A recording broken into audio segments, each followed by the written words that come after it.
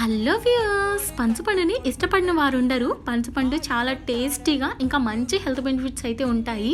ఏంటంటే ఇది seasonal fruit కాబట్టి సీజన్లోనే ఎక్కువ వస్తుంది కాబట్టి చాలామంది ఇష్టంగా తింటారు. ఇంకా పనసపండుని తినేసిన తర్వాత అందులోని గింజలు అయితే పారేస్తూ ఉంటారు. కానీ ఒక్కసారి ఈ విషయం తెలుసుకుంటే పనస గింజల్ని మీరు ఎప్పుడు పాడేరు. ఏంటంటే పనస గింజలో మంచి ప్రోటీన్ ఉంటుంది. ఇంకా అవే కాకుండా ఇంకా మంచి హెల్త్ బెనిఫిట్స్ అయితే చాలా ఉన్నాయి. ఫైబర్ కూడా చాలా ఎక్కువగా ఉండిద్ది. కాబట్టి పనస గింజలు తినటం వల్ల మనకి చాలా హెల్త్ బెనిఫిట్స్ అయితే ఉంటాయి.